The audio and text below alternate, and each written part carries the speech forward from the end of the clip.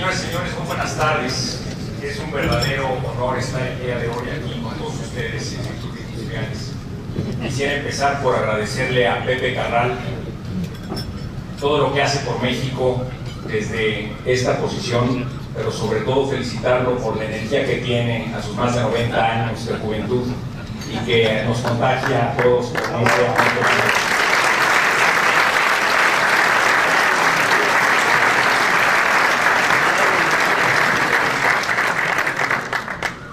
Permítanme empezar reconociendo la presencia de importantes personalidades del sector eléctrico mexicano. Quisiera reconocer a don Francisco Labastida, secretario de Energía.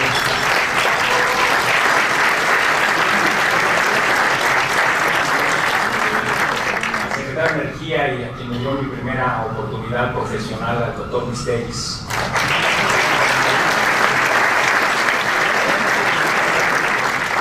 Guillermo Guerrero Villalobos, director de la Comisión Federal de Electricidad de la Comisión Nacional del Agua.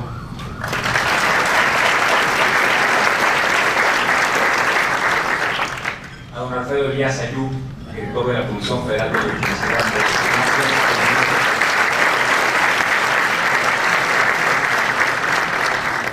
Quisiera agradecer profundamente la presencia del subsecretario César Emiliano Hernández Ochoa, subsecretario de Electricidad de la Secretaría de Energía y miembro del Consejo de Administración de la CFE. Muchas gracias. Señores y señores, muchas gracias por esta oportunidad. Es un verdadero honor saludar a tantas amigas y amigos del sector energético aquí en nuestro país, a los embajadores y representantes de sus países que están aquí en México acreditados. Muchas gracias por su presencia. Quisiera pedir la oportunidad de apoyarme en una presentación de PowerPoint de 12 láminas para pasar después a una serie abierta de preguntas y respuestas para poder tener una comunicación más amplia entre todos nosotros. La siguiente, por favor. Esta es la nueva organización de la Comisión Federal de Electricidad a partir de la reforma energética impulsada por el presidente Enrique Peña Nieto. Obedece a los términos de estricta separación legal que ha emitido la Secretaría de Energía en tiempo y forma y que nos permite enfrentar las nuevas condiciones del mercado eléctrico mayorista en México. Como todos sabemos, el sector eléctrico se compone principalmente de 5 áreas. La primera es la generación de energía eléctrica, el convertir los combustibles o las fuentes renovables en energía eléctrica para el consumo de la industria, los comercios y las casas habitación. La generación de energía eléctrica en la Comisión Federal de Electricidad ahora se organiza en al menos 5 empresas subsidiarias de generación que ya están constituidas por el Consejo de Administración de la Comisión Federal de Electricidad y que están listas para ponerse en operación. Sin embargo, la integración de las plantas, de cómo quedarán distribuidas a lo largo del territorio nacional en estas 5 empresas subsidiarias, es una tarea que corresponde por mandato legal a la Secretaría de Energía y que en el segundo semestre del año hará de conocimiento público en cómo quedarán distribuidas las empresas de generación. El objetivo de esta distribución es que ninguna empresa subsidiaria tenga poder de mercado por el beneficio de contar con la tecnología más eficiente, ni poder de mercado porque tenga concentración regional de las principales centrales de generación. Existen índices internacionales siguiendo las mejores prácticas para promover la competencia que está siguiendo la Secretaría de Energía y que en el momento en el que se decida esa definición de política pública, la Comisión Federal de Electricidad distribuirá la infraestructura y el personal necesarios para que queden integradas esas empresas de generación en su totalidad. Por lo pronto, el Consejo de Administración ya ha nombrado a los consejeros independientes que constituirán los consejos de administración de estas empresas y el gobierno ha hecho también ya de aprobación del Consejo los nombres de los consejeros de la Secretaría de Hacienda, de la Secretaría de Energía y de la Comisión Federal de Electricidad que los integrarán. Estas empresas competirán entre sí mismas y con las empresas generadoras privadas, nacionales e internacionales que estén en nuestro país en el mercado eléctrico mayorista. Este mercado eléctrico mayorista tiene muchas reglas, pero tiene un principio fundamental. La energía eléctrica de menor costo se despachará primero. En consecuencia, a partir de la reforma energética impulsada por el presidente Enrique Peña Nieto, Hay un potente incentivo para toda la industria de actualizar su tecnología, de cambiar los combustibles caros y contaminantes para utilizar combustibles más económicos y más amigables con el medio ambiente, para poder competir en este mercado con éxito. Aquellas empresas, Comisión Federal de Electricidad incluida, que no actualicen su tecnología o que no sustituyan los combustibles caros y contaminantes, corren el riesgo de ser desplazadas por las nuevas empresas que se incorporen en el sector y corren el riesgo incluso de no despachar jamás más. Por esa razón, la reforma energética establece un potente incentivo de cambio y actualización tecnológica a favor de los usuarios de todo el país. Para llevar esa energía eléctrica de donde ésta se genera a donde se va a consumir, existe una amplia red de transmisión en todo el país. Son las grandes torres y cables que vemos en las carreteras y campos de todo México que llevan energía eléctrica de alta tensión del lugar de generación a los grandes centros de consumo que son nuestras ciudades y pueblos. Esa actividad, la transmisión, se llevará a cabo por la Comisión Federal de Electricidad a través de una nueva empresa subsidiaria. Esta empresa subsidiaria tiene la obligación de entregar sus costos a la Comisión Reguladora de Energía de manera periódica, para que sea la Comisión Reguladora de Energía, órgano independiente y autónomo de la Comisión Federal de Electricidad, la que defina la tarifa de transmisión que todos los generadores pagaremos por transportar la energía eléctrica de un lugar a otro. Es decir, piso parejo para todos los generadores por igual, para que los costos de transmisión sean iguales para todos los generadores. La siguiente actividad del sector es la distribución de energía eléctrica. Es llevar la energía de baja tensión a nuestras casas y a los comercios. Son los postes y cables que vemos en nuestras calles, en ciudades y pueblos. Esa infraestructura también la operará la Comisión Federal de Electricidad a través de una empresa subsidiaria de distribución. Esta empresa cuenta con 16 unidades de negocio, que son las 16 regiones que tiene nuestro país actualmente para ofrecer el servicio de energía eléctrica. Y tanto las 16 unidades de negocio como la subsidiaria de distribución entregarán periódicamente sus costos a la Comisión Reguladora de Energía para que ésta a su vez establezca la tarifa de distribución. De nueva cuenta, piso parejo para todos, teniendo entonces la responsabilidad la Comisión Federal de Electricidad de hacer públicos y transparentes los costos de esta actividad para que en consecuencia se establezca lo que vamos a pagar por distribución. Ahora bien, para llevar la energía de donde se genera a donde por donde la transportamos y por donde la distribuimos, hay un potente sistema computarizado en México que es el CENACI. Es el despachador del sistema eléctrico nacional y es el operador del nuevo mercado eléctrico mayorista. Esa institución que antes estaba en el corazón de la Comisión Federal de Electricidad, ahora es un órgano independiente de la Comisión Federal de Electricidad y tiene un gran expertise técnico. Ese despachador garantiza que cualquier generador podrá subir su energía eléctrica en función de costos bajos a la red de transmisión y a la red de distribución. Usted no necesita a la Comisión Federal de Electricidad para llevar a cabo su participación en el mercado, ni para que el despachador, bajo condiciones de costo óptimo, suba esa energía al sistema y se pueda comercializar. ¿Quién vende esa energía? Es la parte de suministro. Esta área, la de suministro, está abierta también a la competencia. Podrá haber suministradores a consumidores comerciales o industriales del sector privado y la Comisión Federal de Electricidad también podrá hacer esta actividad como un participante más a través de una filial de suministro calificado. Es decir, para aquellos usuarios comerciales o industriales que consuman más de 1 megawatt. Está abierta a la competencia entonces la generación de energía eléctrica y la comercialización de energía eléctrica para que la competencia arroje las mejores condiciones de precio para todos. Para los consumidores domésticos y para los comerciales de bajo consumo existe una subsidiaria de suministro básico donde la Comisión Federal de Electricidad seguirá siendo el garante del suministro de energía eléctrica para los distintos consumidores domésticos y comerciales de bajo consumo en el país.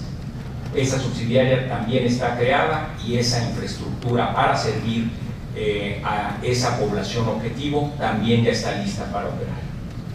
Una actividad nueva en la Comisión Federal de Electricidad es la de la comercialización de combustibles. Verán ustedes, antes de la reforma energética impulsada por el presidente Enrique Peña Nieto, cuando a la Comisión Federal de Electricidad por alguna razón le sobraba gas natural, por algún mantenimiento programado o no programado, teníamos que revenderle ese combustible que no utilizábamos a Pemex, quien nos lo compraba a un precio de descuento. Pero si el sector industrial demandaba más gas natural del que originalmente había reservado, Pemex se lo vendía, pero posiblemente a un sobrecosto. Ese diferencial de precio entre el precio de castigo que nos compraba a nosotros y el precio o sobreprecio que vendía a la industria es el precio de arbitraje que tenía un monopolio. Con la reforma energética eso se termina y ahora la Comisión Federal de Electricidad puede comercializar combustibles. Podrá vender gas natural, carbón, combustóleo o energía en distintos mercados.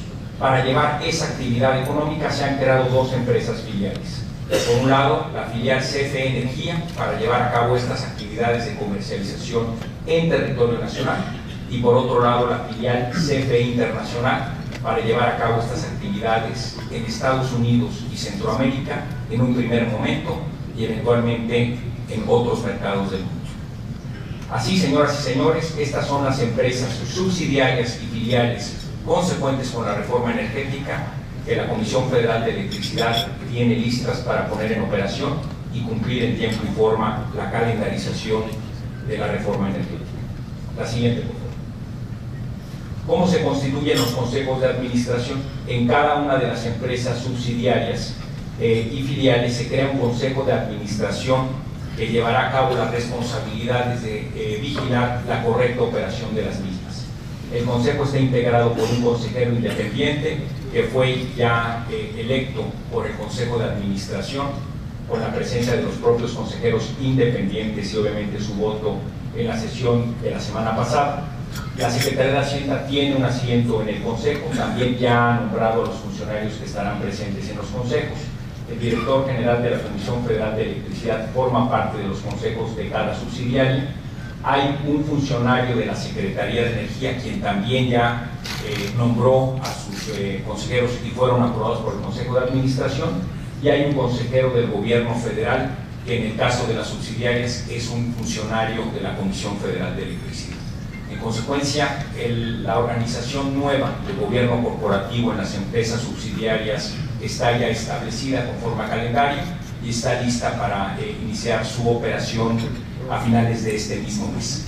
Los consejos de cada subsidiaria y filial tendrán ya su sesión inaugural a lo largo de los meses de julio y agosto, conforme el calendario de la propia empresa lo determine, y estamos en el proceso de invitar, notificar a aquellos ciudadanos que han sido seleccionados por el Consejo de Administración como consejeros independientes, esperando que acepten la participación en las empresas, cuidando puntualmente, porque todos ellos son destacados empresarios de distintas ramas industriales y comerciales del país, que no existan conflictos de interés y que también el expertise técnico que tienen por su trayectoria profesional sirva a que las subsidiarias actúen como empresas productivas. Siguiente, por favor. ¿Cuál es el calendario de implementación de esta parte de la reforma? En el primer trimestre fue la creación legal de las empresas. En este trimestre ya fue el inicio de la operación independiente de las mismas, el nombramiento de los consejeros independientes, y a lo largo del segundo semestre del año se hará la separación de los trabajadores, de los técnicos, de los ingenieros, de los especialistas, la separación de los sistemas de cómputo, la separación contable, para que puedan tener ya cada una de las empresas la posibilidad, a partir del año entrante, de operar de manera independiente y de que las barreras chinas o la estricta separación legal entre ellas sea una realidad para la Comisión Federal de Electricidad. Obviamente, el corporativo seguirá siendo responsable de que las empresas subsidiarias y filiales actúen conforme a la ley, actúen conforme a su contabilidad, actúen responsablemente en términos financieros y el último responsable seguirá siendo el corporativo del correcto funcionamiento de toda la institución en su conjunto. Siguiente, por favor. Una pregunta que se ha hecho en distintos espacios es ¿cuál es la garantía que tendrán los contratos que ya estuvieron establecidos o vigentes previo a la reforma energética en el nuevo contexto con las empresas subsidiarias y filiales? Y permítame remitir a los términos de estricta separación legal que se vienen construyendo sobre lo que fue la reforma legal en materia energética. El transitorio noveno claramente señala lo siguiente: la Comisión Federal de Electricidad deberá identificar y hacer un inventario de los contratos y convenios que haya celebrado con terceros y que se encuentren vigentes. Estos serán asignados o cedidos a las empresas de la CFE cuando sea procedente y viable económica y jurídicamente hasta su estricto cumplimiento. Sin embargo, los contratos de suministro de combustibles celebrados con anterioridad a la entrada en vigor de los términos de estricta separación legal podrán no ser transferidos o ser administrados por las empresas filiales que realicen actividades de proveeduría de insumos primarios. Todos los contratos existentes estarán respaldados por la Comisión Federal de Electricidad y todos serán honrados en los términos que fueron firmados. Siguiente, por favor. Adicional a eso, hay un acuerdo de creación de las empresas productivas subsidiarias de la CFE, donde en un artículo transitorio se establece: las empresas productivas subsidiarias de la CFE serán garantes incondicionales de todos los financiamientos, créditos y operaciones financieras derivadas de la Comisión. Esto es relevante porque el corporativo también ha establecido deuda y contratos de largo plazo sobre activos que hoy estarán en las subsidiarias. Y hay entonces una relación mutua de respaldo pleno para honrar la totalidad de los contratos que existen con terceros. Siguiente, por favor. Un elemento muy importante en esta nueva etapa es atender uno de los retos que tenía la Comisión Federal de Electricidad de tiempo atrás, que era el pasivo laboral de la empresa. A finales del año pasado, el pasivo laboral era cercano a los 630,000 millones de pesos. Representaba más de 2/3 partes de todo el endeudamiento que tenía la empresa. Y cada año nos significaba presiones de más de 68,000 millones de pesos. Recordarán que el año pasado la Comisión Federal de Electricidad perdió 90,000 millones de pesos. 68,000 de ellos provenían del costo del pasivo laboral. De ese tamaño era la magnitud del reto dentro de la Comisión Federal de Electricidad para poder competir y ser viable en el futuro. La reforma energética ofrecía una solución. Establecía la reforma que, llegado el momento en que se revisara el contrato colectivo de trabajo, la administración y el sindicato y los trabajadores podían convenir en revisar y bajar las cláusulas consecuentes con el pasivo laboral, y que de lograrlo, la cantidad equivalente que se pudiera revisar a la baja sería equiparable a la cantidad que la Secretaría de Hacienda y Crédito Público le otorgaría a la empresa, en una relación peso a peso. Es decir, había una oportunidad para reducir el contrato colectivo de trabajo, para revisar sus clausurados y para que pudiéramos reducir el pasivo laboral.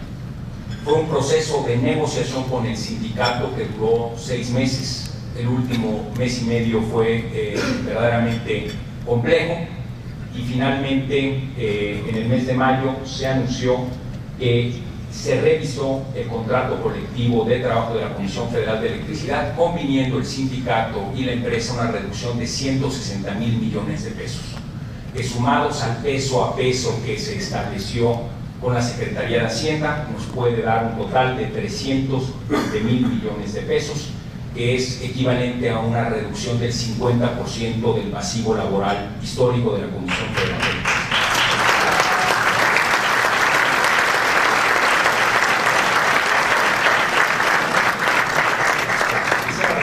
La presencia del doctor Pedro Ordorica aquí en el auditorio, quien es un especialista en materia de pensiones y que fue un asesor externo fundamental en este proceso.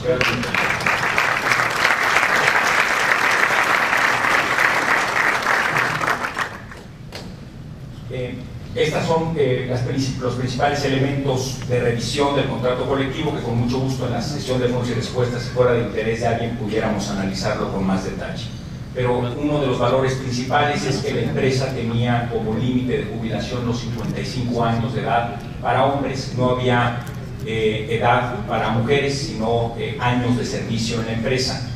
Y la expectativa de vida actualmente en el país para los hombres es de 76 años, para las mujeres de 78, y para una empresa que pudiera jubilar con 125% del último salario devengado a su personal a lo largo de 20 años de vida esperada hacia adelante, pues era una carga muy importante.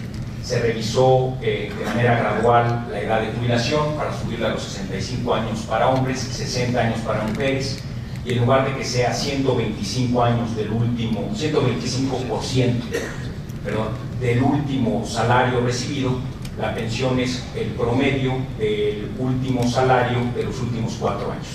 Entonces, el monto a pagar de pensión sigue siendo competitivo, se actualizará conforme a la inflación hacia adelante, pero contrastado con lo que se tenía en la empresa, producto de un esquema monopólico estatal de mucho tiempo atrás, pues era necesaria una revisión. Esta revisión también fue posible gracias al extraordinario trabajo que hizo don Alfredo Elías Ayub como director general de la CFE, quien en el 2008 estableció las primeras cuentas individualizadas para los trabajadores de nuevo ingreso, y sobre ese gran camino avanzado pudimos construir. Muchas gracias.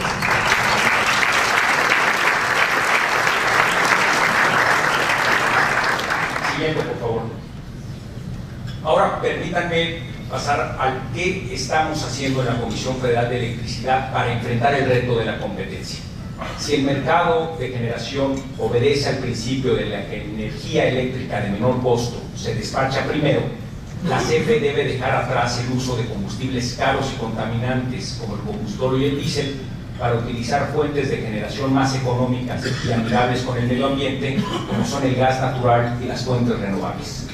Esto es lo que estamos promoviendo para poder hacer esa transición. Esta es la imagen de la demanda máxima que ha tenido México en energía eléctrica en su historia. Fue apenas el pasado 16 de junio de este año, fue el día en que los mexicanos hemos consumido más energía eléctrica en toda nuestra historia. Y en este día el sistema eléctrico atendió esta demanda histórica con 40.700 megas de capacidad instalada. Entonces la primera pregunta relevante es, bueno, si pudimos atender esta demanda histórica con 40.700 megas, ¿cuántos megas tenemos en México? Y la respuesta es que tenemos al menos 54.000 megas. Quiere decir que tenemos suficiente capacidad instalada para atender las demandas históricas de este momento y la demanda creciente que se está registrando en los últimos 2 años y medio por el crecimiento económico de nuestro país. Hay regiones de México que están creciendo al 5 o 6% de manera constante y se ve reflejado en un incremento en la demanda de energía eléctrica nacional. Pero entonces, si ya tenemos suficiente capacidad instalada, ¿para qué necesitábamos una reforma? ¿Por qué era importante cambiar si ya teníamos capacidad instalada suficiente para crecer? Y la respuesta descansa en que nuestras tarifas eléctricas no eran competitivas.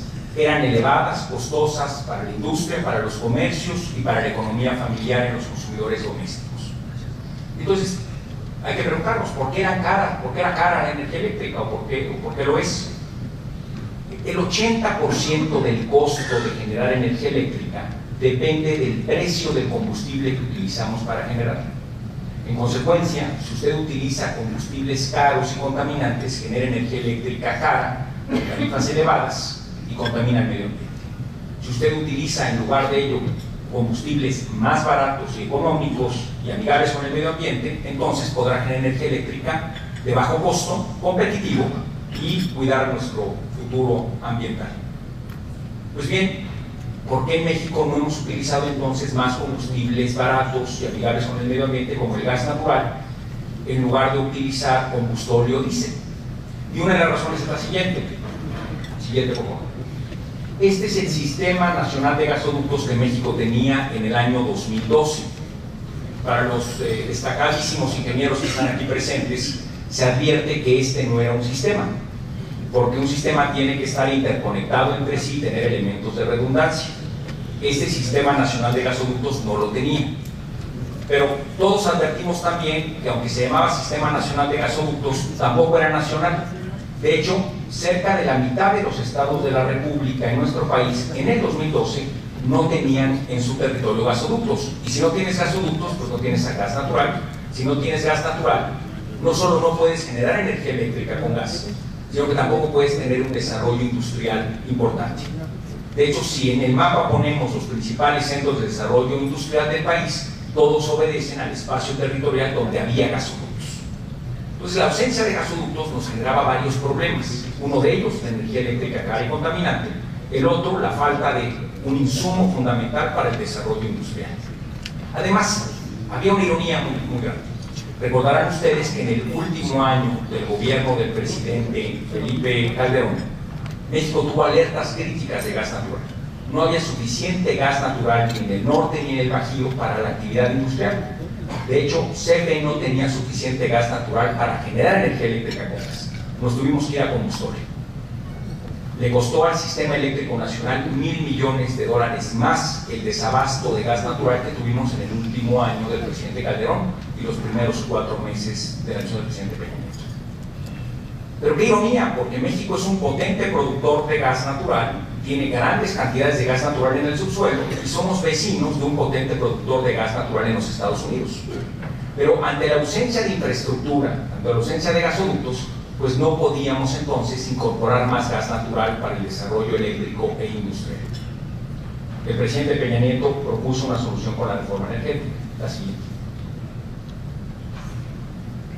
Con la reforma energética, la Comisión Federal de Electricidad puede comercializar combustibles, por lo tanto puede promover la construcción de infraestructura aceleradamente para suministrarse gas natural.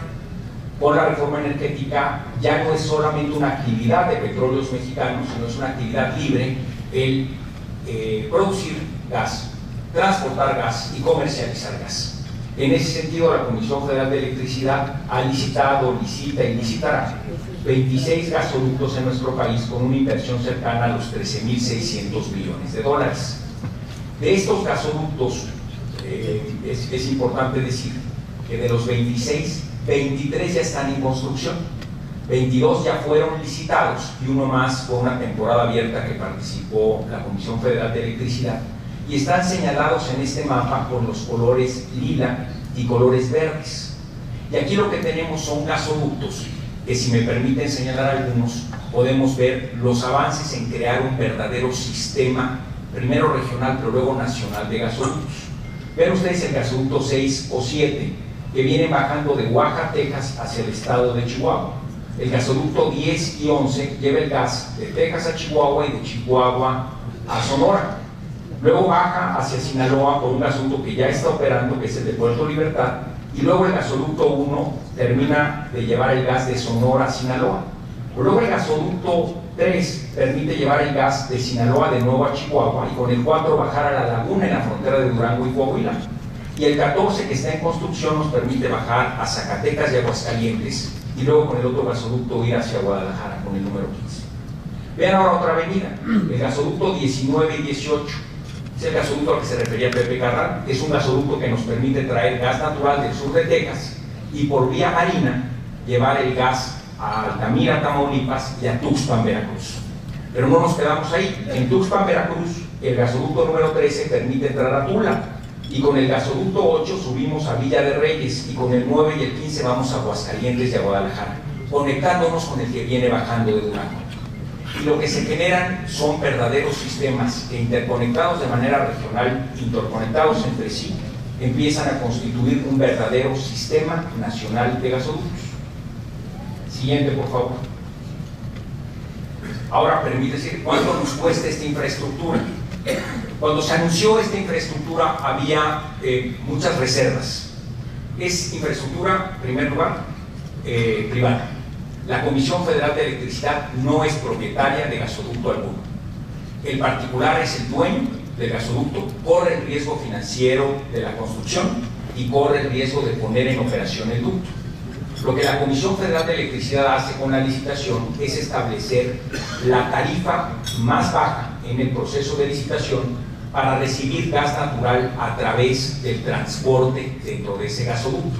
Es decir, reservamos capacidad de transporte al interior del ducto. Oye, ¿ocuparemos todo el gasoducto? No. En todos los gasoductos hay capacidad suficiente para que cualquier tercero interesado vaya con el particular propietario del ducto y reserve capacidad al interior del ducto. De hecho, en los procesos licitatorios, la CFE determina cuál es el ancho del ducto que requiere, pero con las temporadas abiertas que hace el particular, reguladas por la Comisión Reguladora de Energía, el ducto puede ampliarse de dimensión o puede incorporarse con presión para incluir la posibilidad de transportar más gas al interior del mismo ducto. En consecuencia, la Comisión Federal de Electricidad no será propietario de ducto alguno, pero tampoco tendrá la totalidad de la reserva de capacidad al interior de los ductos. Y cualquier tercero interesado en recibir gas natural podría ir directamente con el particular propietario del ducto para establecer un contrato de largo plazo y tener acceso al transporte de gas. También podrá ir con la Comisión Federal de Electricidad y comprarle gas natural, porque ahora la Comisión Federal de Electricidad, con el transporte que ha apartado en los ductos y con la posibilidad que le da la reforma de tener una filial que comercialice gas, podrá ofrecer gas natural como lo ofrece Pemex o como lo ofrece cualquier tercero interesado privado en la materia. Es decir, estamos activando por vez primera en México un mercado competitivo donde participarán muchas empresas, siendo CFE una de ellas. Estos gasoductos, también surgió un cuestionamiento, sobre todo en el gasoducto marino, de si iban a ser más caros que los gasoductos existentes. El gasoducto marino tiende a ser más caro, porque construir sobre agua es más caro que construir sobre tierra. Pero la ventaja del marino es que te permite construir más rápido. Hay rutas por tierra que son difíciles de transitar o que incluso son intransitables por la necesidad de permisos o complicaciones en materia de seguridad. En el caso del ducto marino, consideramos en la Comisión Federal de Electricidad que era indispensable contar con gas natural en Altamira y en Tuxpan de manera oportuna. Y considerábamos que si el transporte saliera un poco más caro que el ducto por tierra, se compensaba con tener garantizado el suministro de gas natural lo antes posible. Con esa filosofía lanzamos la licitación. El actual Guillermo Torrente, aquí presente, director de modernización de la Comisión Federal de Electricidad, encabeza la oficina que ha llevado a cabo todos estos procesos licitatorios. Y lo que resultó es que el ducto marino nos costó la mitad de lo que creímos que nos iba a costar. Y de hecho, la tarifa ha resultado ser 15% más baja por el ducto marino que por el ducto terrestre existente hoy en el país. ¿Por qué? ¿Qué fue lo que pasó? En primer lugar, la desaceleración en la actividad petrolera ha permitido que los buques que tienden ductos en el mar estén más disponibles que si la industria petrolera estuviera en un momento de bonanza. Entonces los precios de los fletes de esos buques que tienden el ducto en el mar están abajo de lo que originalmente calculamos. Segundo, como es de conocimiento de los empresarios que están aquí, el costo del cemento está más bajo que hace un año y medio. Y el costo del acero también está más bajo que hace año y medio. Los costos competitivos de cemento, acero y los buques que tienden el gasoducto hicieron que las ofertas de las empresas participantes fueran mucho más bajas de lo que nosotros habíamos estimado originalmente. Tercer preocupación del sector. El sector decía, si los ductos de CFE son más caros, esto va a traducirse en que todo el costo del sistema mexicano de gasoductos va a subir, porque CFE lo que va a decir es, oye, como el mío es más caro, hagamos una tarifa rolling, es decir, juntemos todas las tarifas en una, y entonces la tarifa nacional que está abajo de la tarifa CFE va a tenerse que subir para absorber la tarifa cara de CFE. Esto, en lugar de traer abasto de gas, va a traer gas caro. ¿Qué fue lo que pasó? En todas las licitaciones de la Comisión Federal de Electricidad, lejos de que sucediera, el costo de la tarifa de cada gasoducto está por abajo de los costos existentes del sistema de gasoductos que tiene el país. En todos. Y en ninguno pidió la Comisión Federal de Electricidad tarifa rolling. Estábamos convencidos que el proceso licitatorio competitivo iba a arrojar los mejores resultados para la empresa y que podíamos competir con nuestros nuevos activos. En consecuencia, nunca se le pidió a la CRE la tarifa Rolim, pero además de darnos la tarifa Rolim, lo que pasaría es que la tarifa nacional bajaría, porque los ductos de CFE están más abajo, más baratos que los ductos existentes. Insisto, la tarifa que tiene la Comisión Federal de Electricidad no se ha solicitado en hacer Rolim, pero si en algún momento alguien lo solicitara, dado que la tarifa de CFE en todos los ductos es más baja, lo que haría es que la tarifa nacional bajaría. Pero nos vamos a quedar con esta tarifa. Aquí está el esquema de este gasoducto del Marino y cómo se resolvió con 15% más bajo que el costo de la tarifa terrestre. Siguiente punto. Hacia adelante, ¿qué tenemos? Los gasoductos en color azul son los gasoductos sociales, que nos ha mandatado la Secretaría de Energía y el Senagas. Son gasoductos para llevar gas incremental a Lázaro Cárdenas y de Lázaro Cárdenas a Acapulco, luego del estado de Veracruz al estado de Oaxaca y de ahí al estado de Chiapas y probablemente a Centroamérica. Son gasoductos que estarán en proceso de licitación a finales de este año o principios del año entrante y tienen la lógica de ser los siguientes porque el gas viene de norte a centro, a bajío, a sur. Por esas razones que son los últimos en licitarse. Habiendo licitado esos, los que quedarían pendientes sería un gasoducto para llevar gas natural a Quintana Roo y un posible gasoducto para llevar gas natural a Nayarit. Con lo cual, todos los estados de la República Mexicana tendrían acceso a gas natural. Siguiente, por favor. ¿Qué vamos a hacer con esos gasoductos? En este mapa se ven las centrales de generación que usaban combustorio. Esas centrales de combustorio se han convertido para que puedan utilizar también gas natural. De las 7 centrales que teníamos como propuesta convertir, 4 ya están convertidas, 2 más estarán en este semestre y una más a finales de año, cuando estén entrando en operación los ductos. Siguiente, por favor. Esta es una central convertida. Los tubos amarillos son los tubos que incorporan gas natural a la caldera. Los tubos grises son los que incorporan combustorio.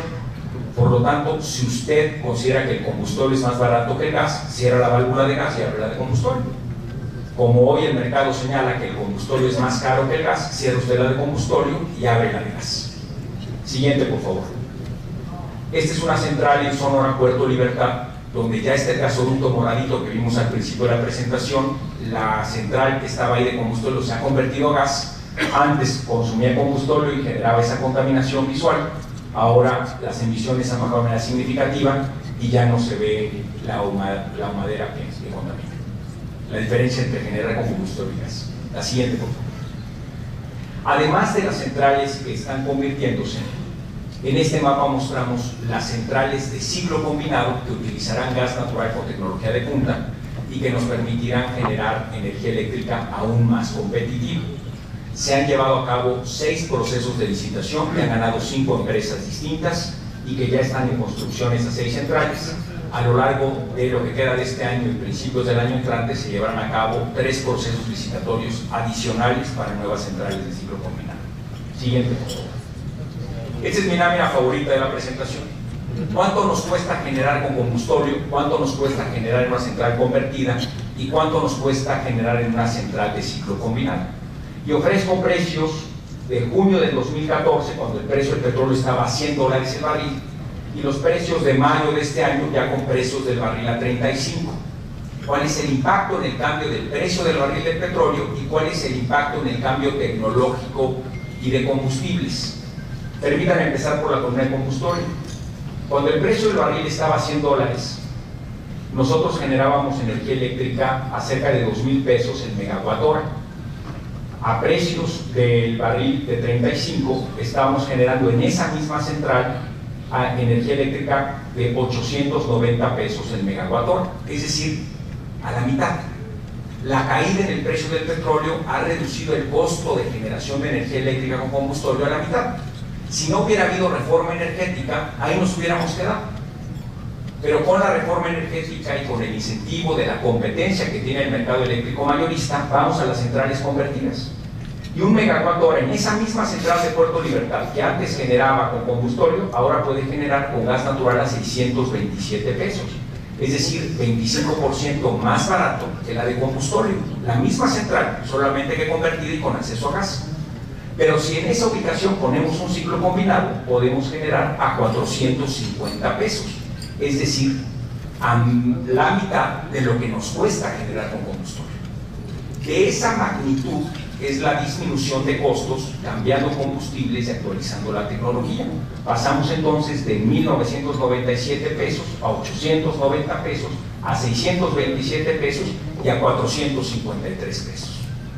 Al bajar los costos de generación, podemos entonces ofrecer tarifas competitivas para los consumidores industriales, comerciales y domésticos. Pero sobre todo, podemos participar en el mercado comercial. Y aquí permítanme hacer una pregunta a todos ustedes. Si usted fuera el director de una nueva empresa de energía que quiere venir a México a competir en el mercado eléctrico mayorista, y esta es la matriz de precios, ¿dónde invierte el dinero de su empresa? ¿Dónde pone el dinero de su compañía? ¿En una central de combustorio, en una central convertida o en una central de gas natural de ciclo combinado? Ahora, imagínese usted que es el director general de la Comisión Federal de Electricidad y administra recursos públicos. ¿Dónde pone usted el dinero para competir en el mercado eléctrico mayorista? ¿En combustorio, en centrales convertidas o en ciclos combinados? Por esa razón, la Comisión Federal de Electricidad ha impulsado una estrategia de 3 pasos. La primera, la licitación, construcción y puesta en operación por el sector privado de gasoductos, para poder tener suministro suficiente de gas natural donde antes no había. Segunda, en esa ruta, la conversión de centrales que antes utilizaban combustorio para que ahora utilicen gas natural también, y podamos elegir en condición de precio. Y tercera, la licitación, construcción y puesta en operación de nuevas centrales de ciclo combinado para aprovechar por mayor eficiencia y con menor costo el gas natural de esos nuevos gasoductos. En consecuencia, esta estrategia de 3 pasos lo que nos ha permitido es sustituir el 48% del combustorio que utilizó la CFE en 2012. Y el objetivo es que para el 2018 hayamos desplazado el 90% del combustorio que utilizábamos en el 2012. Siguiente, por favor.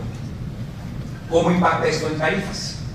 México, estas son las tarifas industriales del país, contabilizándolas mes a mes de principios del 2015 a junio del 2016. Y el porcentaje que vemos es la reducción en la tarifa industrial contrastándola con el mismo mes del año anterior. Es decir, el contraste interanual tarifario. México tiene ya 18 meses consecutivos de reducción interanual en sus tarifas eléctricas industriales.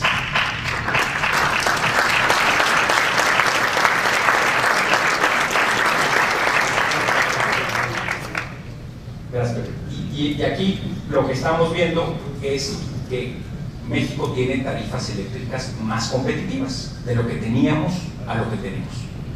¿Cómo hay otra manera de verlo? La siguiente. Contrastémonos con Estados Unidos. Esta era la brecha que teníamos en el costo de la tarifa eléctrica industrial con Estados Unidos promedio. En el 2012, antes de la reforma energética del presidente Enrique Peña Nieto, la tarifa industrial mexicana era en promedio 84% más alta que la tarifa industrial promedio de Estados Unidos.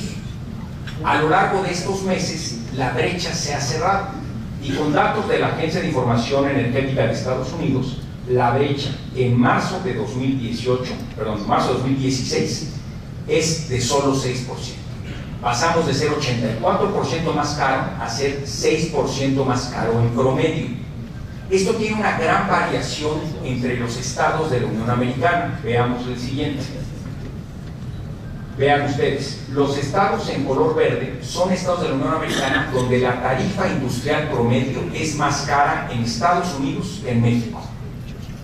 Hay estados de la Unión Americana que su tarifa es claramente más competitiva que la mexicana. El ejemplo claro es el de Texas. ¿Por qué? Porque Texas es un potente productor de gas natural en su territorio, genera la energía eléctrica ahí a la vuelta de la esquina y la vende a la vuelta de la esquina en Houston, San Antonio, Austin o Dallas. El mercado energético de Texas es de los más eficientes del mundo entero y tiene la tarifa industrial más competitiva. México tiene una tarifa eléctrica promedio industrial más competitiva que la de California o la de Florida. Contrastado con el 2012, que éramos más caros, ahora somos más baratos. Yo he tenido la oportunidad de estar en distintos estados del territorio de la República, en Michoacán, mi estado natal, en Guadalajara, en Aguascalientes, en Baja California, y la referencia que me dan los empresarios es que me pueden acreditar que con las mismas empresas de ellos en Estados Unidos, su recibo de energía eléctrica es más competitivo ahora en México que allá. De eso se trata la reforma energética, de generar un potente incentivo entre los generadores privados, nacionales o internacionales, y que la Comisión Federal de Electricidad para actualizar tecnología y cambiar combustibles para hacer que la energía eléctrica sea competitiva. Siguiente punto. Ahora permítanme pasar al otro ramo en 3 láminas y con eso concluir esta participación, que es la energía renovable. La Comisión Federal de Electricidad participó en la primera subasta de largo plazo de energías renovables que se llevó a cabo conforme a la reforma energética. Fue una subasta organizada por la Secretaría de Energía, con el talento del subsecretario Hernán Ochoa, bajo la dirección del secretario Pedro Joaquín Boto, y con el SENACE, el despachador del sistema. Fue la primera subasta en nuestra historia. Convocábamos a las empresas nacionales e internacionales de energía eólica y fotovoltaica, es decir, que aprovechen el viento y el sol para generar energía eléctrica, para venir a competir en México y ofrecer mejores condiciones de precio y calidad. La Comisión Federal de Electricidad participó en esa primera subasta de 2 maneras distintas. Por un lado, el área de generación de CFE ofrecía a la competencia un parque de generación de energía geotérmica en Los Azufres, Michoacán. Por otro lado, la Comisión Federal de Electricidad, en el área de suministro, iba al mercado a comprar paquetes de energía que pudiera luego venderle a los consumidores domésticos, comerciales o industriales. Hubo rápidamente 2 críticas. La primera, en esta primera subasta, si la CFE participa ofreciendo energía con la mano derecha y comprando energía con la mano izquierda, lo que va a pasar es que la mano izquierda le va a comprar a la derecha, la subasta va a ser una simulación y no va a haber espacio para el sector privado para participar. Segunda crítica, como la CFE tenía que ofrecer el precio máximo al que estaba dispuesto a comprar en la subasta, nos dimos a la tarea de preguntar a las empresas generadoras de distintas partes del mundo cuáles eran los precios más competitivos por los cambios tecnológicos del momento. Pues decidimos ofrecer $75 como máximo en el mercado. La industria nacional, algunos levantaron el grito y dijeron $75 es muy bajo. El costo de paneles solares y de aerogeneradores está arrojando energía eléctrica de $90 o 100, 75 es muy bajo. Va a declararse desierta la subasta, no vamos a participar, esto es una simulación, la mano izquierda le comprará a la derecha y el precio es tan bajo que nadie va a querer participar. ¿Qué fue lo que pasó en la subasta? Recibimos ofertas, bueno, SENACE recibió ofertas de 69 empresas distintas, de múltiples nacionalidades. Ganaron 11 empresas diferentes, con 18 propuestas de parques eólicos y fotovoltaicos, de 7 nacionalidades diversas, claramente empresas mexicanas participaron. ¿A qué precio ofertaron energía? 38% por abajo del límite de $75 que había puesto la Comisión Federal de Electricidad. ¿Qué pasó con Los Azufres? Fue vencida por todas estas empresas y Los Azufres no ganó y no se pudo, la de mano derecha no le pudo comprar a la mano izquierda. ¿Cuántos millones de dólares va a haber en inversión? Más de $2,000 millones de aquí al 2018 en fuentes renovables de última tecnología. ¿Cómo reflejó esto en el mercado eléctrico del mundo? Siguiente, por favor.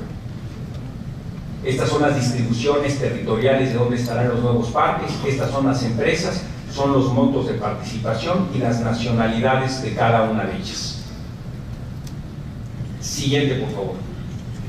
La revista The Economist, hace mes y medio, publicó esta imagen con un artículo que ampliamente recomiendo, donde señalaba que México arrojó la subasta con el menor precio registrado en el mundo en subasta similar en cualquier territorio.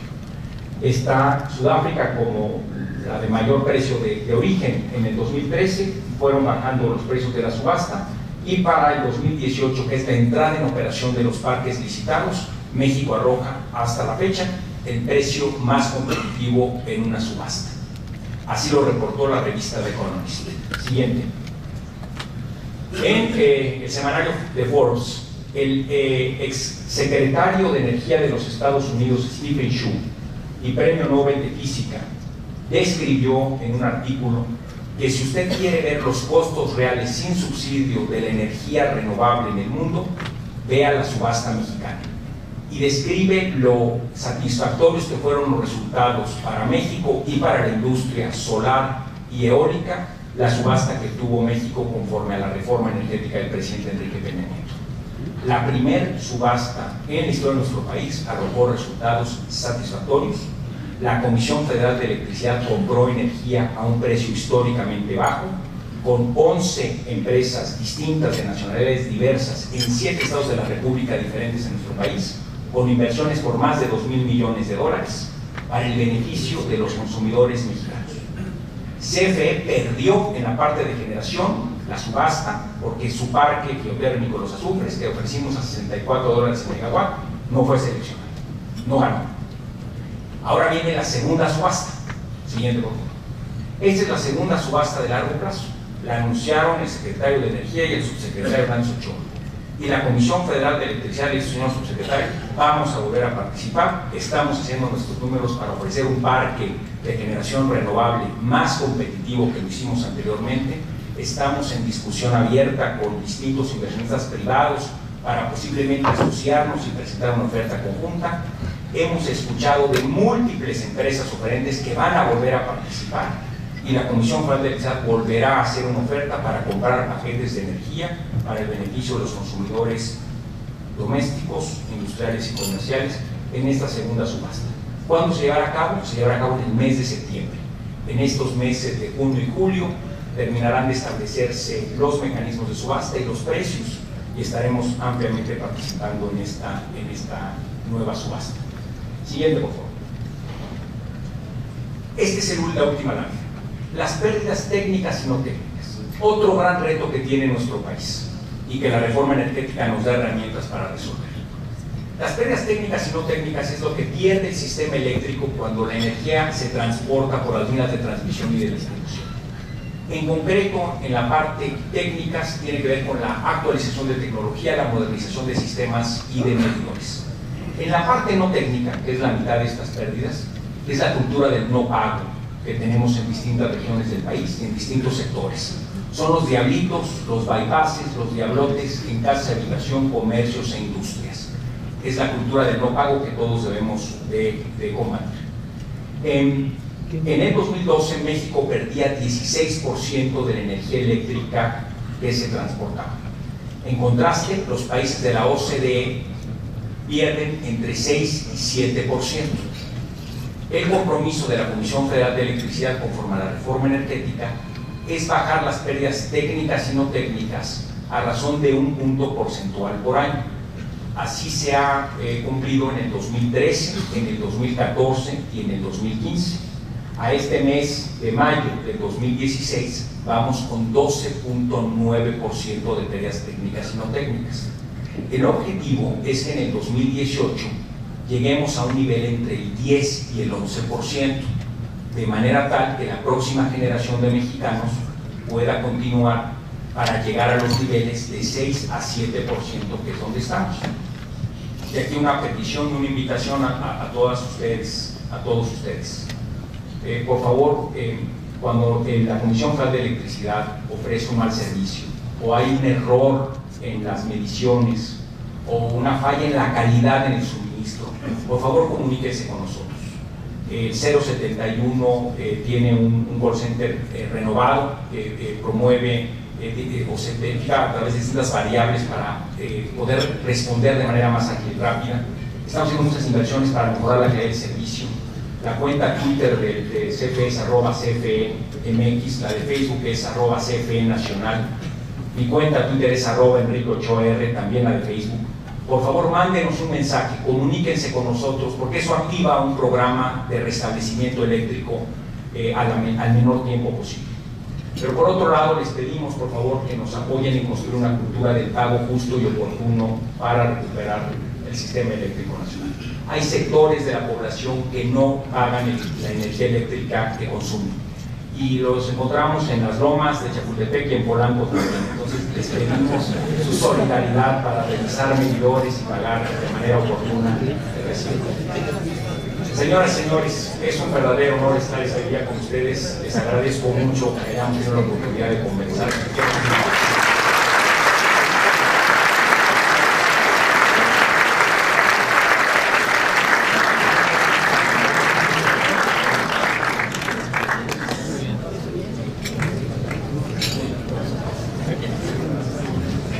Bueno, es espectacular esta presentación que nos ha hecho Enrique.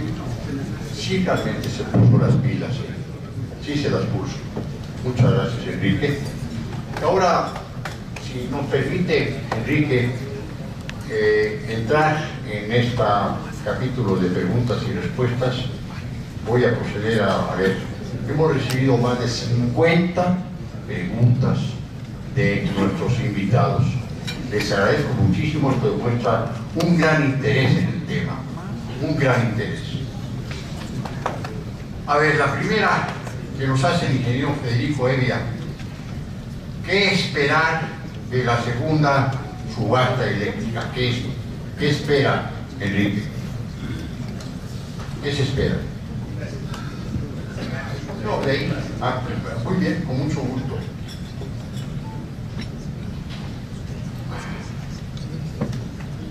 ¿Cuál es el futuro de la energía nuclear en México? La tercera, que es mía. ¿Qué nos puede usted decir del almacenamiento de gas?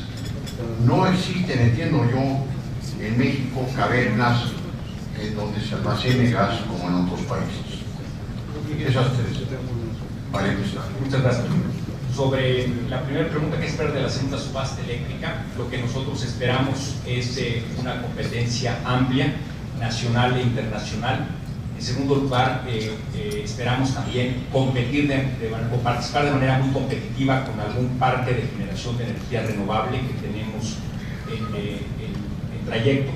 Y en tercer lugar, esperamos obtener tres variables. Esperamos obtener energía, esperamos obtener CELS, pero también esperamos obtener potencia. En la primera subasta de energía eléctrica no tuvimos potencia. El precio que ofertamos para la potencia no fue lo suficientemente atractivo para atraer otras tecnologías para participar. Vamos a ofertar en este segundo intento un precio más alto para poder atraer tecnologías en potencia que pudieran participar, y esperamos que en esta segunda subasta podamos obtener, además de lo que obtuvimos en la primera, obtener potencia. Sobre cuál es el futuro de la energía nuclear, permítanme señalar que yo soy un firme creyente en la conveniencia de tener más energía nuclear en México, y permíteme señalar por qué. La energía nuclear es de bajo costo, es segura y no contamina, es amigable con el medio ambiente, no hay emisiones de CO2. Se reconoce internacionalmente como energía limpia. En México hemos tenido una experiencia positiva con la generación de energía nuclear en la central Laguna Verde en Veracruz. Laguna Verde originalmente estuvo diseñada para tener 4 reactores nucleares, pero por razones presupuestales en la administración de los presidentes López Portillo y de la Madrid, solamente se llevó a cabo un proyecto de 2 reactores nucleares. Pero está en espacio la posibilidad de evacuación y el personal para poder incrementar la capacidad de generación de Laguna Verde a llevarla a lo que originalmente debió de haber sido.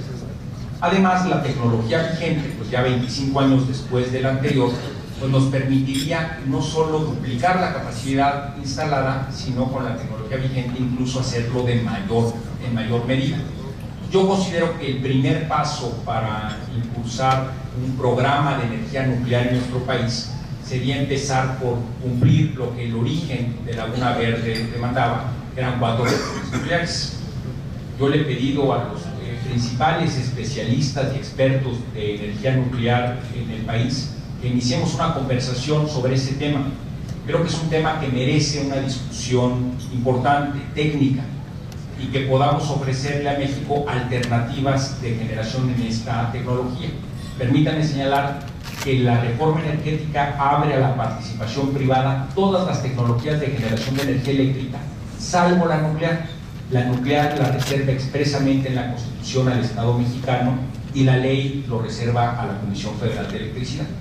Por esa razón, si la Comisión Federal de Electricidad no lleva a cabo un programa de energía nuclear, pues nadie más en México lo podría hacer. Y por esa razón creo que es muy conveniente discutirlo con la profundidad y la seriedad del tema. Se pregunta sobre el almacenamiento de gas natural. Esa es una tarea pendiente, una asignatura pendiente en México, que antes de la reforma energética pues estaba prácticamente reservada para petróleos mexicanos y que no se llevó a cabo, y que utilizamos el sistema de gasoductos a la vez como transporte y como almacenamiento.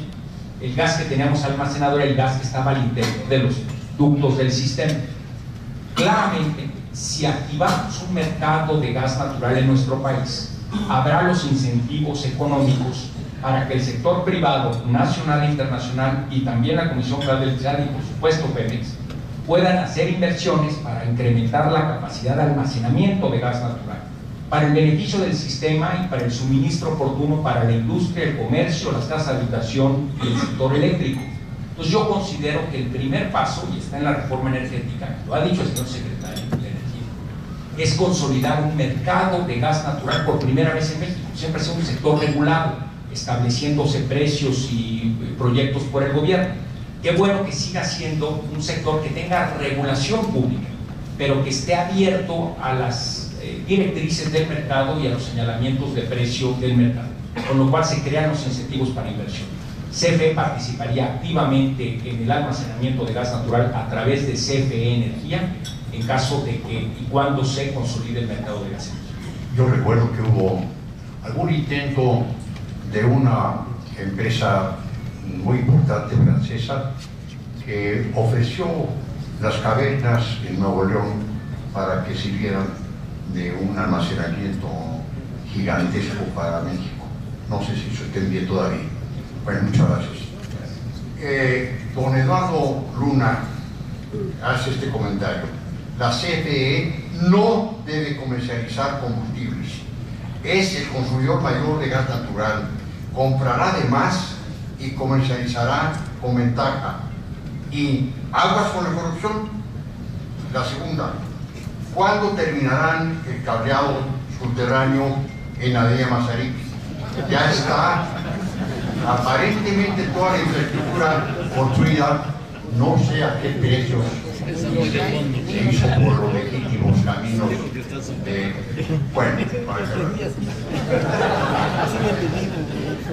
la otra, el doctor Rafael Maldonado: ¿qué planes tiene la CFE para impulsar el uso de paneles solares? Ya lo mencionó usted, pero a lo mejor un poco más de extensión. Y la última para esta ronda, Jorge Ernesto Ramírez: en el contexto de la creación de varias empresas, ¿cómo se hará frente a la deuda? Creo que lo mencionó usted ya en alguna forma, de la deuda de CFE. ¿Su deuda estará respaldada por garantías corporativas? Muchas gracias, Pepe. Sobre la de cableado subterráneo, antes de que se vaya alguien que vive en Polanco y se lleve una idea equivocada, lo hemos aclarado ya muchas veces, pero vale la pena decirlo con toda claridad. No es una obra de CFE, debió de haberlo sido, pero en su oportunidad el delegado que llevó a cabo el proceso decidió hacerlo con una empresa privada. Con CFE, ya cuando se entorpeció la obra, se acercó con mi predecesor, el contador Francisco Rojas, para firmar un convenio que vamos a honrar. Es que revisamos la operación técnica correcta de la instalación subterránea y hasta que esté funcionando de manera subterránea bien, quitaremos la aérea. Porque lo peor que puede pasar en la zona de Polanco, una zona tan importante en términos comerciales y económicos, es que tenga un mal servicio de energía eléctrica consecuente con una mala obra subterránea. Por supuesto. Entonces la Comisión Federal de Electricidad lamentablemente no es la responsable de esa obra. Creo yo que si hubiéramos sido los responsables, ya hubiéramos terminado la obra. Una obra mucho más amplia, mucho más compleja, en el centro histórico se terminó en tiempo y en presupuesto. Ahora se está llevando la segunda parte de esa obra. y vamos igual en tiempo y calendario, incluso con algunas interrupciones consecuentes con algunas marchas que se han llevado a cabo. Quisiera señalar esto de manera muy puntual. El cableado subterráneo es bueno, es bueno para la calidad del servicio, evita robos, es más seguro, embellece el territorio donde se lleva a cabo. He recibido solicitudes de distintas colonias en la Ciudad de México y en otras partes del territorio mexicano para que se lleven a cabo obras de cableado subterráneo. CFE está muy interesada en llevarlos a cabo y tenemos un presupuesto para ello. Pero la obra de cableado subterráneo es muy invasiva. Los vecinos que piden la obra, una vez que viven las incomodidades de la misma, dejan de enamorarse del próximo. Pero el señor, ¿por qué? Uno tiene que picar, en ciertas partes de la ciudad tiene que picar la banqueta o la calle para levantar, hacer los ductos que van a llevar el cable e incorporar los de energía eléctrica, los de telefonía, los de internet y de televisión de cable. Todo se puede hacer. Pero ¿a qué hora levanta usted la calle? ¿A qué horas pica el pavimento? Durante el día, pues todo el mundo quiere transitar, se hace un tráfico del demonio. Y durante la noche los vecinos duermen. Entonces, en Reforma lo hacíamos de noche y los vecinos se bajaban de los edificios a parar la obra. Durante el día se bajaban los automovilistas a querernos parar la obra. Es una obra invasiva. Pero ciertamente una vez que termina, e invito a quienes estén aquí en la Ciudad de México por más tiempo, vayan al centro histórico, vean cómo quedó la obra. Vayan a la Alameda, son obras muy lindas, muy bien hechas, muy bien llevadas, una vez que concluye. En Polanco estaremos muy pendientes de cuando termine la empresa que está llevando a cabo la obra, de verificar que la haya hecho de manera correcta y entonces quitar el cableado a él. Sobre si CFE no debe de comercializar combustibles porque somos el principal consumidor de gas natural, compraremos más y lo venderemos de manera más barata. Yo creo que precisamente de eso se trata la reforma energética, de que precisamente existan múltiples oferentes, comercializadores de gas natural. Vayámonos al momento anterior de la reforma. Antes de la reforma del presidente Peña Nieto, el único que extraía gas del subsuelo era Pemex. El dueño de los ductos para transportar de manera supermayoritaria en el país era Pemex. Y Pemex te comercializaba el gas. Hacía una actividad que se llamaba de empaquetamiento, es decir, o bottling en inglés, donde te vendía molécula, transporte y costo de comercialización. Si por alguna razón tú querías traer gas de algún otro proveedor y querías reservar capacidad adentro del ducto, Pemex tendía a decirte que no había espacio. Pero si le decías, oye, bueno, ya no quiero espacio, lo que quiero es el gas, fíjate que sí encontré un espacio, pero te vendo la molécula y te vendo el costo de comercialización. Y el sector industrial, en repetidos momentos de la historia del país, se quejaba y decía, oye, el costo al que me vende Pemex, el transporte más la molécula, es menos competitivo que si yo pudiera hacerlo por mí. Pero la legislación anterior no garantizaba dos elementos fundamentales de los mercados de transporte de gas. Uno es el acceso universal a los ductos, obviamente previo pago, pero que tú tengas la posibilidad de llevar molécula de un lugar a otro. Otro es la efectiva reserva de capacidad. Es decir, que puedas tú reservar por cierto tiempo previo pago capacidad en un ducto para poder llevar gas. Esos dos principios no se cumplían. Con la reforma del presidente, esos principios ahora se cumplen. Yo creo que hubiera sido un error de la Comisión Federal de Electricidad ser propietario de ductos, porque entonces esta crítica que se hace a la posible presión a la comercialización, pues tendría, creo yo, más argumento, porque dirías, oye, dejamos atrás un modelo donde Pemex llevaba a cabo el empaquetamiento del sistema y ahora CFE hará lo mismo. Pero CFE no hace nada de eso. CFE no puede ni va a extraer gas. No está en nuestro mundo. CFE no es dueño de gasoducto alguno ni lo será. Y lo único que vamos a hacer es reservar capacidad de los ductos y poder comercializar gas a quien lo quiera comprar. Si usted que quiere comprar a cualquier otro comercializador en el mercado, bienvenido. Si usted quiere reservar capacidad directa en el ducto y no a través de nosotros, ahí están las temporadas abiertas y ahí están los ductos. Si se llegara a saturar un ducto entre la demanda de CFE y la de algún particular, pues se puede entonces invertir en compresión y poder transportar más gas por el mismo ducto. Oye, y si se satura el ducto y si la compresión se satura y ya no hay más, pues es la señal de mercado para hacer la siguiente autopista, para hacer el siguiente gasoducto. Y habrá un privado interesado en hacer el gasoducto incremental. Si viéramos el mapa de gasoductos de Texas o de Estados Unidos, vemos que no solo hay un ducto de un punto a otro, hay múltiples avenidas de gasoductos para llevar gas de un lugar a otro. Y eso es precisamente lo que esperamos que la reforma energética arroje. CFE será un participante más y, si me permiten el comercial, lejos de ofrecer gas más caro, porque si no entonces cualquiera lo podrá vencer, seremos muy competitivos en la oferta de comercialización de gas natural. Guillermo Torrenta, aquí presente, será el director de esa actividad económica nueva en la empresa y estamos muy interesados en hablar de este nuevo negocio con cualquier empresa interesada. Sobre paneles solares, la Comisión Federal de Electricidad va a tener una nueva unidad de negocios para promover el uso de paneles solares que llamaremos CFE Solar. ¿Qué hemos hecho? Al igual que en otros países que tienen las mejores prácticas. Nuestro laboratorio de pruebas electromecánicas en Guanajuato se ha dado la tarea desde hace un año de revisar la tecnología de los distintos paneles solares disponibles en el país para poder certificar que la eficiencia de los paneles que nosotros ofrecemos esté garantizada. En paneles solares, como en otras actividades de la economía, hay mucho gato por liebre. Hay paneles o que no son seguros o que no arrojan la eficiencia que ofrecen. Lo que queremos es ofrecerle al público un panel certificado. Es un panel privado.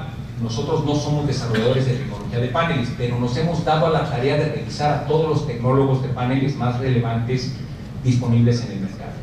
Y además, somos una empresa que a través del 071 estaremos presentes si es que el sistema no funciona o no funciona correctamente. ¿Qué vamos a ofrecer? Que usted pueda, primero, conocer un análisis de eficiencia energética en su casa o comercio, donde se le diga primero algunas cosas que permitan reducir su consumo de energía eléctrica, hacerlo más óptimo. Esta es la primera vez que viene mi mamá a una presentación que tenía en 2 años y medio, la verdad fue una sorpresa, cuando llegué la dije, ¿qué hace aquí? Pero mira, hasta agradezco mucho hay un comentario en contra de mi mamá, perdón, no, pero lo voy a hacer ahora. Mi mamá y sus tías tienden a prender el aire acondicionado y dejar la puerta o la ventana abierta en lo que se enfría. Eso no se hace, es tirar el dinero por la ventana o por la puerta. Mi mami tiene un congelador de cuando yo era niño. Ella dice, asegura que es el único que enfría bien, porque los nuevos ya no enfrían. Si lo abres, sale vaporcito helado. Los nuevos, los de mi casa, pues ya lo abres y ya no es eso, ya no es. Entonces mi mamá se ha resistido mucho a que le cambiemos el refrigerador en distintos momentos, ¿verdad? Entonces dice, oye, no, y hace unos meses nos dio la sorpresa de que compró 2 iguales a los que ya tiene y los puso en la cochera. Pero cada bimestre me habla y me dice, está carísima la luz. Pues no, mamá, está mal el refrigerador. CFE Solar lo que va a hacer es ofrecerle a mi mamá y a todos ustedes un diagnóstico para decirle cambio de refrigerador.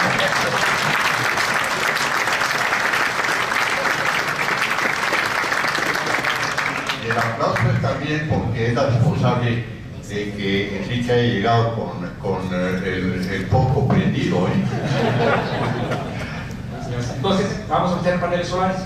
En su teléfono inteligente o tablet, usted va a poder ver cuánto genera sus paneles, cuánta energía eléctrica consumen y al final del mes o del bimestre poder saldar el consumo. Si generó más energía de la que consumió, le abonamos para el siguiente periodo. Si consumió más de lo que generó, la aplicación tiene un botón de One Click Payment Only, donde usted, domiciliando su tarjeta de crédito o cuenta bancaria, el recibo, podrá pagarlo de inmediato y le llegará a su correo electrónico el recibo con el documento fiscal de manera tal que podamos tener tecnología de punta de alcance de nuestro teléfono celular con paneles solares en casa.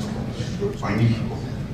Hace un par de años Baja California sufrió tremendas desgracias y destrucciones por el ciclón que arrasó gran parte del sur de Baja California. Tú fuiste realmente el hombre que se sacrificó y que el presidente designó para que manejaras el conjunto de rehabilitaciones y de reconstrucción y de instalación de la energía eléctrica en ese área de Baja California. ¿Cómo sientes que esté bien la infraestructura para futuro? ¿Qué qué futuro tiene esa parte del territorio mexicano. Y también hablo del otro, que el presidente de la República ha mencionado que hará un esfuerzo para que la región sur-sureste de México tenga la suficiente estructura para que se la habilite y la incorporemos al México moderno. ¿Qué hay del famoso transísmico y los ductos que se piensan hacer allí? ¿Por qué no se ha mencionado eso? ¿Cómo no, Pepe? En cuanto a Baja California Sur, Baja California Sur es una isla, aunque es una península, en términos del sistema eléctrico nacional estaba aislado. Y no solo era una isla en la parte de La Paz, Los Cabos y Loreto, que están interconectados, sino que había dos sistemas adicionales en Santa Rosalía y en Mulegé, en la parte norte del estado de California Sur, que también eran sistemas aislados entre sí. Entonces era una isla con tres sistemas eléctricos sin interconexión entre ellas. El huracán Odín entró con vientos de más de 260 kilómetros por hora, justo cruzando entre Los Cabos y La Paz, que es por donde viene la línea de transmisión que une a la generación de La Paz con el consumo de Los Cabos. Entonces, toda esa línea de transmisión que permite llevar la energía de un lugar a otro fue la afectada por el paso del huracán. Entonces, pues nos encontrábamos frente a un reto monumental.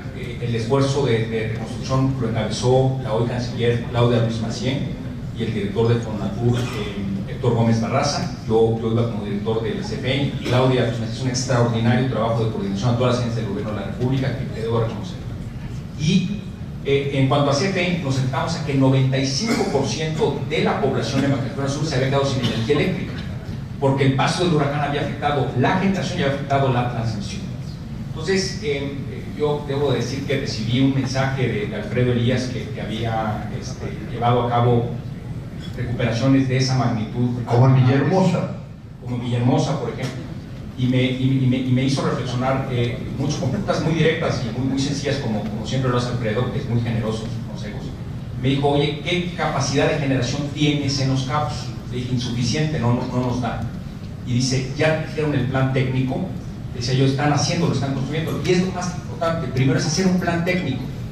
Y el plan técnico lo que permite es establecer cuál es la secuencia de recuperación del sistema eléctrico. Y había de dos: o reconstruir la línea de transmisión de La Paz hacia Los Cabos, o generar energía eléctrica localmente en Los Cabos, recuperar los postes y cables de distribución y reactivar económicamente Los Cabos, en lo que reconstruías toda la línea de transmisión de La Paz a Los Cabos.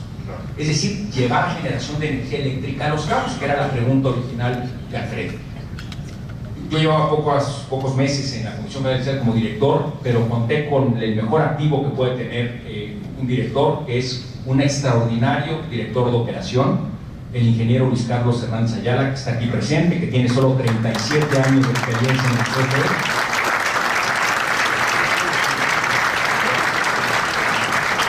Y que me acompañó ahí en Baja California Sur todos los 21 días que estuvimos de sol a sol, y llevamos equipo técnico. Se encerraron 2 días y medio en construir el plan técnico, salieron con el plan técnico, lo describieron y empezamos a ejecutarlo paso a paso. El plan original era, si me equivoco me dices, pero eran más de 8 semanas de recuperación. Cuando se me informó el señor presidente Peña Nieto, dijo, no tienes 8 semanas, tráete más personal, más material, lo que tengas que movilizar. Y entonces, siguiendo el escrupuloso plan técnico que diseñó Luis Carlos Hernández, recuperamos la infraestructura de suministro de energía eléctrica, primero en el estado y a lo largo de 3 semanas en Los Cabos. Se trajeron 4 unidades móviles General Electric, por aquí están los directivos de General Electric que están, un reconocimiento de ustedes, estaban disponibles en el mercado en Texas. Rentaron un avión de los más grandes del mundo, coreano, no, es ucraniano, ucranianos, Antonov, ese. Increíble, abajo llegó el avión ahí al aeropuerto de Los Cabos y bajó del avión todo un tráiler con un gran contenedor que ya venía semiarmada la turbina. Trajeron 4 así en días, se instalaron de manera directa en el sistema, conectadas a la subestación, se levantó la postería y en 21 días se recuperó el suministro de energía eléctrica en Los Cabos, con la experiencia de 2 empresas. Fabuloso. Una empresa californiana que vino a hacer un diagnóstico dijo que nos íbamos a tardar al menos 3 meses, y fueron 3 semanas. Y la recuperación de la línea de transmisión ya se llevó a cabo, sí llevó 3 meses y medio, ya está perfectamente claro. ¿Pero qué tiene ahora Baja California Sur para desarrollarse? Ya tiene energía eléctrica local suficiente para atender su mercado y el crecimiento económico que viene. Tiene la línea de transmisión submarina, no, es línea de transmisión por arriba, y los sistemas de Mulegé y de Santa Rosalía se interconectaron entre sí. Entonces ya no tenemos 3 sistemas distintos, son 2 sistemas distintos reforzados con generación local, y una parte de la línea de transmisión, la que da a la zona costera, sí se hizo subterránea. La línea de transmisión que va entre La Paz y Baja California y Los Cabos, pues es, por el costo era imposible hacerla subterránea. Pero ya estamos en unas condiciones muy óptimas. ¿Y el transísmico? Así es. Y nada más permítame aquí señalar una cosa. Luis Carlos Hernández, de manera muy honorable, se jubila de la Comisión Federal de Electricidad en 2 días. Entonces este es su último acto público como director de operación. Yo quisiera reconocerle todas las profesiones.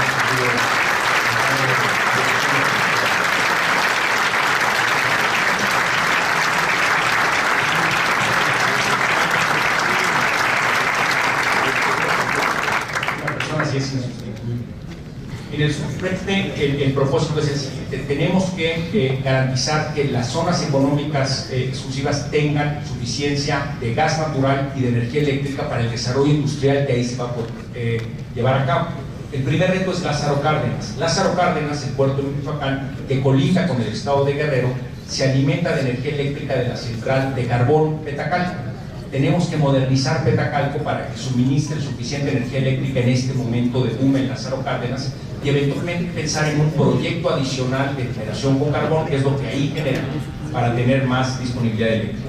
Por parte del gas natural, el gas viene bajando del Bajío hacia Lázaro Cárdenas. El ducto que llega ahorita a atender la industria acerera ya está cerca de toparse. En consecuencia, será inminente el que se haga un proyecto adicional para llevar más gas natural incremental por un ducto nuevo del Bajío a Lázaro Cárdenas. ¿Cómo es posible que, siendo Veracruz, Tabasco y Campeche tan ricos en hidrocarburos, no se genere ahí gas suficiente para alimentar esa zona, Enrique? Es una gran ironía, y de eso platicábamos con algunos de los aquí presentes antes de la hora de la comida. Tradicionalmente, otra vez, en el escenario previo a la reforma energética, con esa demanda, el sector privado pudo haber extraído gas natural y haber vendido incremental hacia el sur-sureste. Con una empresa monopólica mandatada desde la Constitución para ser la única extractora, pues el desabasto de gas natural en el país fue una realidad. Permítanme mencionar un ejemplo. Cuando yo trabajé para el doctor Telles en 1997 en la Secretaría de Energía, México era autosuficiente en el consumo de gas, solamente importábamos 3% del consumo. Cuando tuve la oportunidad de regresar como subsecretario de hidrocarburos con el secretario Pedro Joaquín, 15 años después, como país estábamos importando una tercera parte del gas que consumimos. En los últimos datos registrados estamos ya importando el 45% del gas que consumimos, no solo eléctrico, es industrial.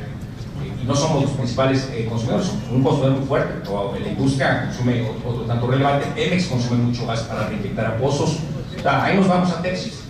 Pero lo relevante es: México no puede dar el paso a la industrialización plena en su territorio si no tienes gasoductos que te lleven el gas natural. En una primera etapa es gas natural incremental de Estados Unidos por los gasoductos norte-sur que vimos, pero en una segunda etapa será gas natural mexicano, extraído por empresas nacionales e internacionales en territorio nacional. Y esa es la belleza de la reforma energética del presidente Peña Nieto, que es integral. Es el sector de los hidrocarburos, gas y petróleo, es el procesamiento del gas, la refinación del petróleo, la comercialización de todos los combustibles y el sector eléctrico. El sector eléctrico en cuanto a generación y en cuanto a comercialización. Es una reforma amplísima, comprensiva, que creo que nos pone en el contexto internacional de buena manera. Para el sur-sureste, el gasoducto que va de Veracruz a Oaxaca estaba mandatado por el Senagas a Pemex, no a CFE. Y luego ese gasoducto deriva hacia Chiapas y luego hacia Centroamérica. Hay también interés del Banco Interamericano de Desarrollo. ¿Ya está en construcción? No, ese es uno que estará en licitación en el último trimestre o primer semestre del año. Pero no le corresponde a CFE. El que nos corresponderá sería el de Lázaro Cárdenas hacia. Muchas gracias, Enrique. Daniel Dávila me hace esta pregunta. De acuerdo al nuevo marco legal, ¿qué hará la CFE en los contratos de suministro que ya tiene firmados? ¿Se honrarán esos contratos hasta su fin? Sí se honrarán todos los contratos que tiene la Comisión Federal de Electricidad. Es una pregunta que nos dio también por Ernesto Ramírez, que nos conteste sobre la deuda. Toda la deuda, todos los contratos de la Comisión Federal de Electricidad estarán respaldadas por los activos que tiene la CFE. Como decía el artículo transitorio, obviamente se ubicará cuál es el activo que corresponda, pero la empresa será la responsable de honrar todos los contratos que se han hecho con terceros a lo largo del tiempo, previo a la reforma energética y, por supuesto, también a partir de la reforma energética. Yo creo que lamento mucho no poder traer a la mesa todas las preguntas. Se las voy a entregar aquí al señor director de CFE para que, si puede hacerlo, las conteste directamente. Esta es la última pregunta. El licenciado Manuel Fernández dice lo siguiente: hemos escuchado que la CFE logró un acuerdo con su sindicato para reducir en 50% el pasivo laboral. Por favor, descríbanos usted los principales elementos que cambiaron. ¿Tienen un sistema de cuentas individuales? Así es. A partir de la reforma del 2008 que impulsó el ingeniero Alfredo Elías Ayub, se cuenta con cuentas individualizadas en la Comisión Federal de Electricidad para los trabajadores de nuevo ingreso de agosto del 2008 en adelante. Adicionalmente, con el convenio que se hizo con el sindicato, se abre un espacio de hasta 6 meses para la migración voluntaria de los trabajadores que no tengan cuenta individualizada y quieran migrar a un esquema de cuenta individualizada con un incentivo para llevar a cabo la migración. Es un proceso que llamamos más vale pájaro en mano que ciento volante. Permítanme explicar por qué.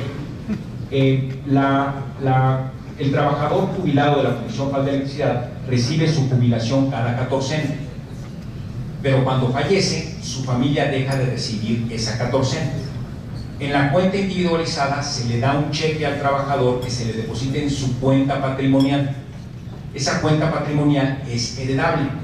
En consecuencia, si el trabajador fallece, nadie desea eso, pero si llegara a suceder, su familia, su esposa, sus hijos, sus nietos pueden recibir la cuenta de cheque con todo el dinero consecuente con su jubilación. Es una gran diferencia entre un sistema y otro en cuanto a la certeza familiar. El otro elemento, comentaba yo, es que se subió de manera gradual la edad de jubilación, y para los trabajadores de nuevo ingreso ya es para todos los trabajadores hombres 65 años, para las mujeres 60 años. También había múltiples cláusulas con prestaciones que tenían nuestros trabajadores que no obedecían a una empresa en competencia. Recordarán ustedes que México, cuando ingresó al GATT en los 80s o al TLC en los 90s, llevó a cabo un amplio proceso de revisión contractual para que los contratos colectivos reflejaran un esquema en competencia. Todas las empresas industriales relevantes del país lo llevaron a cabo en los 80s o los 90s, salvo Pemex y CFE, porque desde la Constitución se les protegía como monopolios. Con la reforma energética propuesta por el presidente Enrique Peña Nieto cambió eso, y la competencia amplia en los dos sectores, hidrocarburos y electricidad, le abre la posibilidad a tanto a Pemex como a CFE a evolucionar hacia un contrato colectivo de trabajo más competitivo.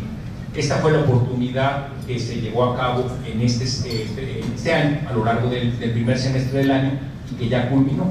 Muchas de las cláusulas que arrojaban condiciones de monopolio laborales ya no existen más para el beneficio de la competitividad de la empresa.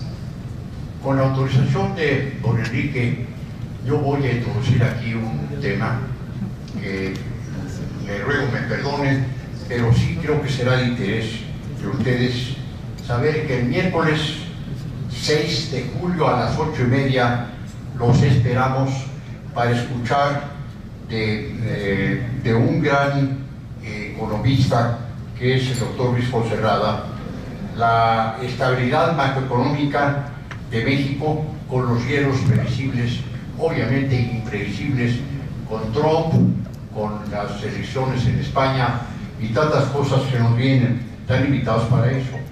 La última, antes de despedir aquí a Enrique, es que Patti Kelly tendrá aquí el registro para todos, algunos de ustedes o algunos de ustedes que tengan diablitos, ella podrá arreglar fácilmente.